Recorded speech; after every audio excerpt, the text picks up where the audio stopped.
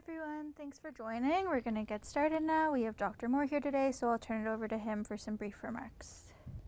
Good afternoon. Bon après-midi à tous. It has been a week since we began to gradually ease public health measures, and we continue to observe improvements in key provincial public health and health system indicators, including COVID-19 positive hospitalizations and ICU patients. And the number of outbreaks in long-term care and hospitals continues to decline, as does the number of active resident cases in long-term care. The percent positivity of tests has remained stable this week at 12.4%, and most of the wastewater sites across the province are reporting either stable or a downward trend. While overall we have seen improvement, there is some regional variation, primarily in the north part of the province. We will continue to monitor this situation closely and provide our assistance and support as needed. Once again, I want to thank Ontarians for their incredible sacrifices. These collective efforts have allowed us to get to where we are today. On Tuesday, March 1st, we intend to continue our cautious, phased, and staged reopening of the province by lifting capacity limits in all remaining indoor public settings. And proof of vaccination will no longer be required from patrons in certain businesses. Mardi, le 1er mars, nous prévoyons poursuivre la réouverture prudente par phase ou étape de la province en éliminant les limites de capacité établies pour l'intérieur de tous les endroits publics encore touchés. Et la preuve de vaccination des clients dans certaines entreprises ne sera plus nécessaire. As we proceed with the reopening of the province, it is important to note that this virus is still with us and will remain with us for some time. COVID-19 remains a global challenge, but we know what works. We have tools that we did not have just 2 years ago, including highly effective vaccines that have changed the course of the pandemic, high vaccination rates that continue to improve as more and more Ontarians see the value of getting boosted to protect themselves, their families, and their communities. Ever-increasing supplies of effective treatments for those at risk of getting very sick, treatments that mitigate the risk of severe outcomes of COVID-19 and significantly reduce the risk of hospitalization. 2 years of experience on how to best protect vulnerable settings, such as retirement homes, long-term care homes, as well as how to mitigate spread in school and other education settings.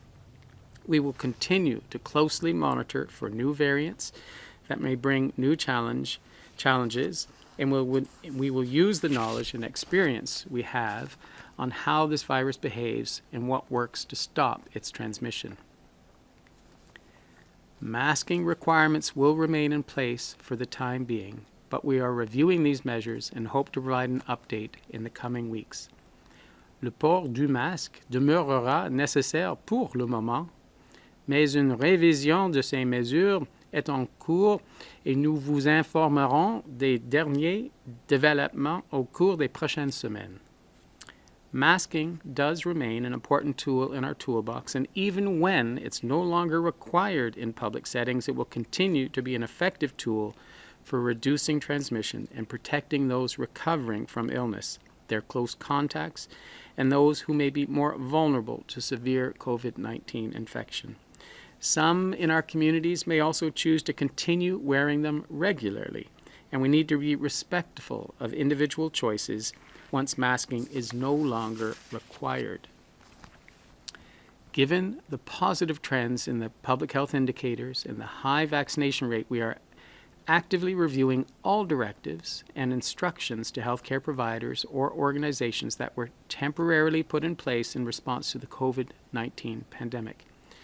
Étant donné les tendances positives des indicateurs de santé publique et les taux de vaccination élevés en Ontario, nous examinons la possibilité de réviser toutes les directives et instructions données aux fournisseurs de soins et aux organismes de santé qui ont été temporairement mises en place en réponse de la pandémie de COVID-19.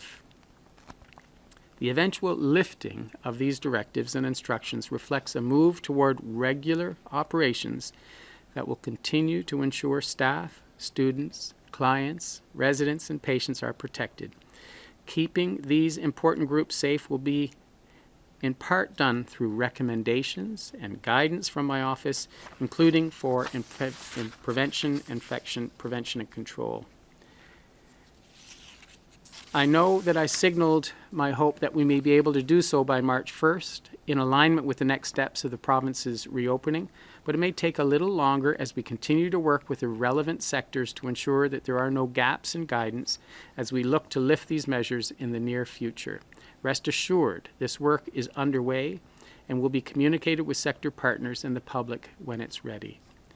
Vaccination has been a key component of our COVID-19 response and continues to be the most effective tool to reduce the risk of hospitalization and death.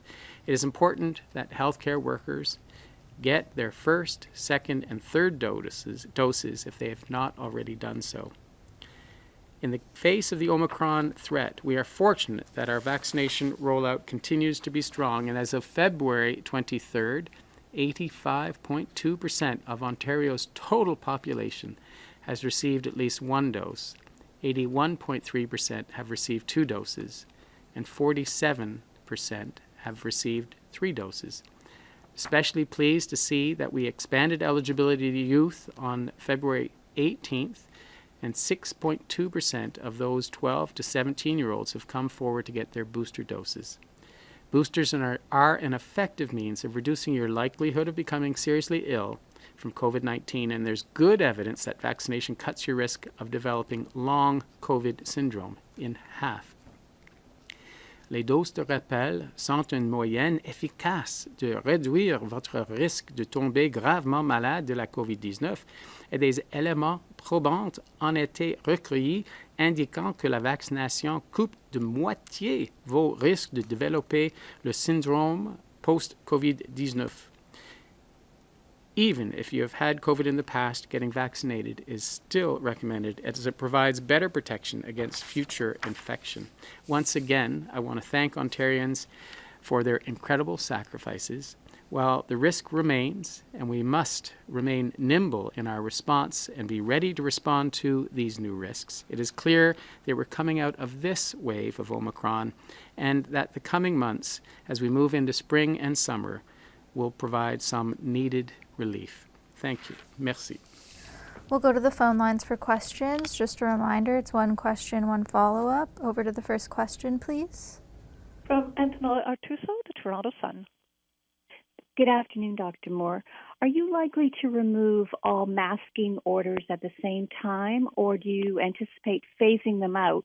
And if so, where would school children be on that timetable? So the consultations have started, and we will be working with school boards, with parents, with the ministries, and make a decision together. But we do anticipate if we remove it in the public sector, we would do it simultaneously for the schools. That would seem to align as the risk decreases to do them together. Follow-up.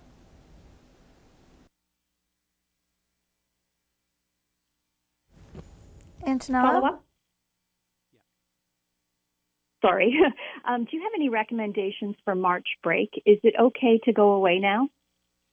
So certainly the federal government continues to advise Ontarians that there is an ongoing risk, but that risk can be mitigated by taking appropriate precautions, by having been vaccinated, by testing upon return, and following masking, distancing in the environment where you're going to be traveling to. So I think the risk is decreasing day by day. I think any family should do a risk assessment of where they're going to, what the risk of the virus is in that setting, and certainly take into consideration if they've got any underlying medical illnesses, and potentially consult with their healthcare provider if they do. But otherwise, the risk has been decreasing week by week across North America, and I would encourage Ontarians, if they've taken advantage of immunization and follow the basic principles, to enjoy March break as best they can. Next question. From Alison Jones at the Canadian Press. Hi, Dr. Moore. I'm wondering if among all of these things that you're reviewing, I wonder if isolation rules are included in that. Are you looking at changing or rescinding all of the rules that were brought in at the height of the Omicron wave in terms of, what symptomatic people have to do, what people have to do if someone in their household has symptoms, for example? Yeah, thank you very much, Alison. That is absolutely on our agenda. We want to review those requirements at present and ensure that they reflect the risk and are balanced and proportionate to the risk. We know and thank so many Ontarians that have stayed home once they've been a high-risk contact or once they've had the disease, so they've minimized the spread. But in light of high vaccination rates, effective therapeutics, and the diminishing risk week by week across Ontario, all of those protocols have to be reviewed. So our team is actively consulting with local public health agencies, with Public Health Ontario, which provides scientific guidance to us on how we can cautiously, slowly remove any isolation or quarantine requirements, but it has to be proportionate to the risk and when we're in a safer time frame. Follow-up? Yes, thank you. You've said that you wanted to end workplace vaccine policies. You said it might take a little bit longer than March 1st, but the long-term care minister says the vaccine mandate for workers in that sector is being reviewed. I know you previously said that you don't have the power to revoke that one, but in your opinion, as the province's top doctor, do you think that mandate should stay in place for a while longer, given how vulnerable that population is? Well, I have to celebrate how well we've done in the long-term care sector, both from an immunization rate for the patients or clients that live in that environment. We were one of the first to have a third dose strategy in August of 2022, one of the first in North America to have a fourth dose strategy for clients in that environment. And the workers have stepped up. They've gotten their first, second, and a vast majority have gotten their third dose. So at this point, I'm absolutely supportive of working with the minister to reflect on their current rate of vaccination and the risk in the community and review whether that mandate of a third dose in workers should be maintained. Next question. From Charlie Pinkerton at Queen's Park Briefing.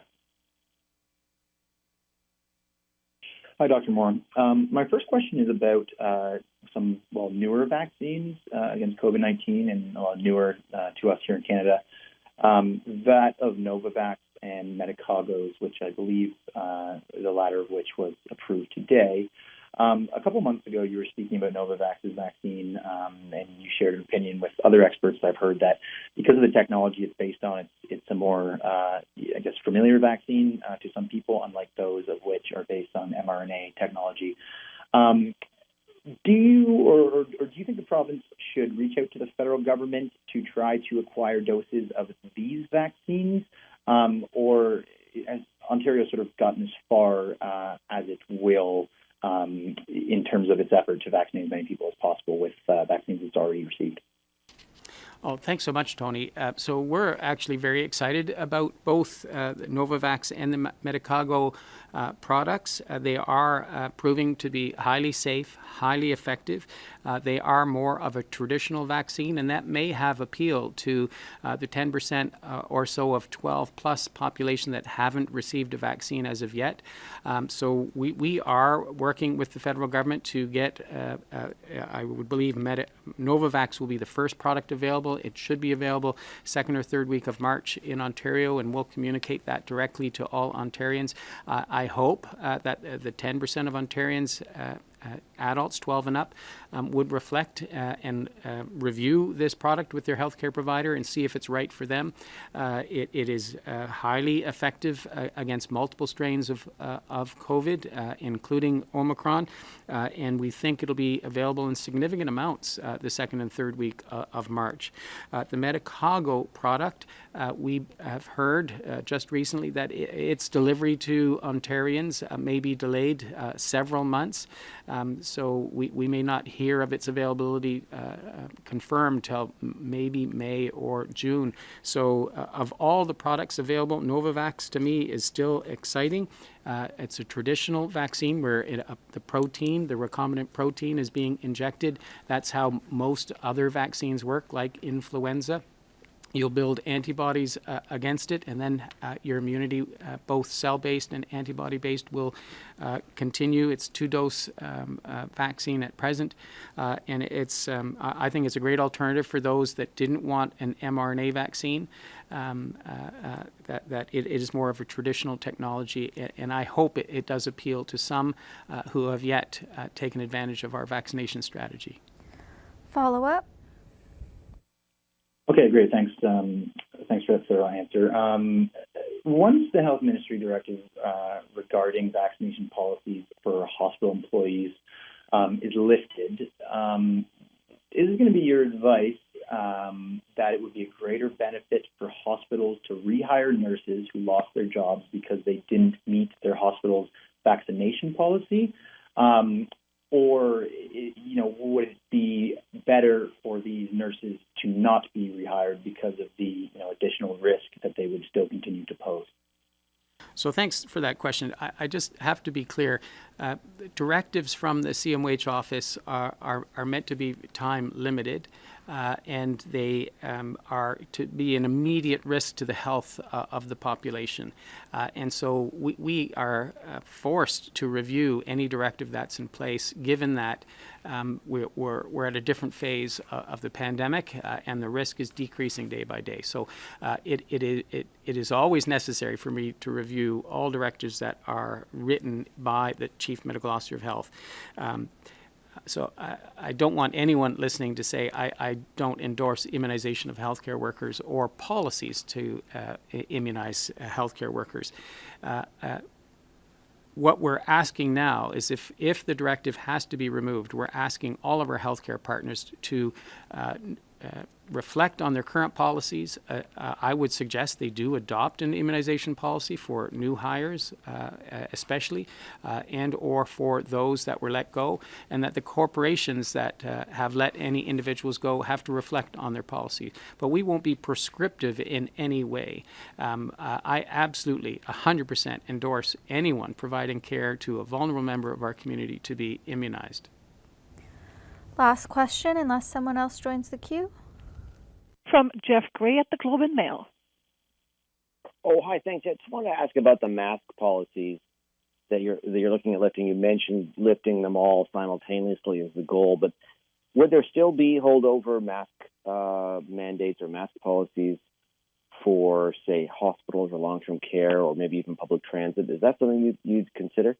Thanks very much, Jeff. I would absolutely want to reflect that high-risk settings, such as public transit, such as hospitals and long-term care, would maintain a masking policy beyond when we appeal it for general indoor settings for Ontarians. So the highest risk settings, I think we've learned that the masks have benefit. They reduce the risk of spread of multiple different pathogens, not just COVID, and have provided a safety net that is necessary in those high-risk settings to so many vulnerable patients and populations. So we will be reflecting on where we would maintain them, and I think you're right, at the highest risk settings we would want to maintain them, but always reviewing the policy over time, and eliminate them in more general public settings, eliminate the mandatory nature of them.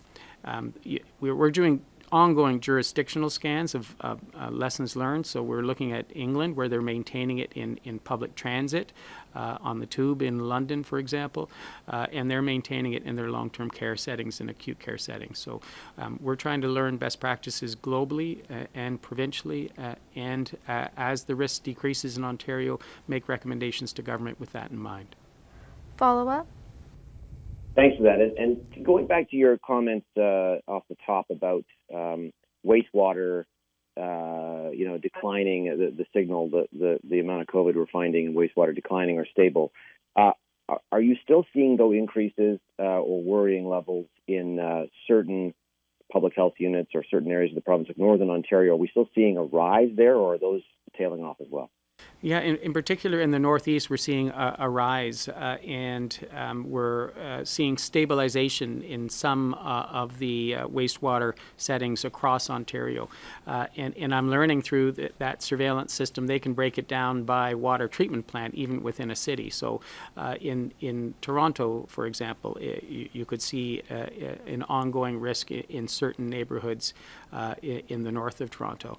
So at present, the highest risk areas where we're seeing an ongoing rise in wastewater surveillance is mainly the Northeast, but there are pockets within cities and or within communities where we're seeing ongoing risks. So even though, and this is an important message, Jeff, even though we're reducing capacity limits in certain settings and opening the economy, the risk does remain.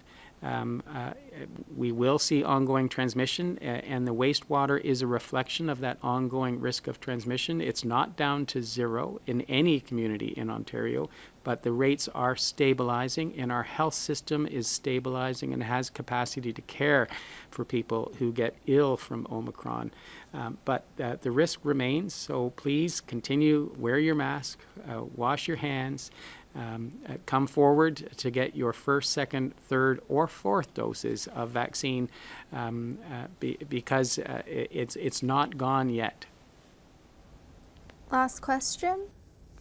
From Rob Ferguson at the Toronto Star. Hi, Doctor. Just wanted to clarify or make sure I understand what you said earlier about when you were asked about masking in schools. You said you would look to remove the masking in the public sector and schools in the same time, and I wasn't quite sure how extensive you meant to be by saying public sector. Could you just give us a little bit more detail on that? Yeah, so I meant indoor public settings. Outdoors, with appropriate distancing, I wouldn't make any mandatory recommendation on masking. But indoor public settings, depending upon how many people are in a setting, we will be reviewing the recommendation on masking in that environment. And the general feedback from the community members that we've sought feedback from at present is if you're going to lift them in recreational facilities and in other indoor facilities, it just makes sense to also do it simultaneously for educational sector. Follow up, and this is the last question. Okay, understood. Thank you very much for that. And I'm wondering, given your answers to Jeff there just a minute ago about, excuse me, about the wastewater indicators, given it's taking place in certain pockets in northeastern Ontario, certain pockets of cities, who is still getting COVID at this point? Is it healthcare workers? Can you just pin it down a little bit for us on what the most risky kind of situations are? No, just want to confirm that we're seeing ongoing spread at a community level and across all age groups. It can, from the PCR testing, it remains that 20 to 40-year-old age group. It appears to have higher rates, but it's a biased sample who gets access to PCR. From a hospitalization vantage point, it's the older age groups that are having higher rates of hospitalization, and that's been consistent across the pandemic. If 50 to 60, 60 to 70, the age group risk increases, and that's why it comforts me so much that 86% of those over 70 have gotten their third doses. If we can, I would absolutely endorse more Ontarians coming forward for their third dose, especially if you've got any any underlying chronic illness, any risk that would predispose you to hospitalization for COVID-19. Please come forward and continue to get your dose, because the risk is still there in communities. The virus is still present. It's just that the impact on the healthcare system has stabilized. Thanks, everyone.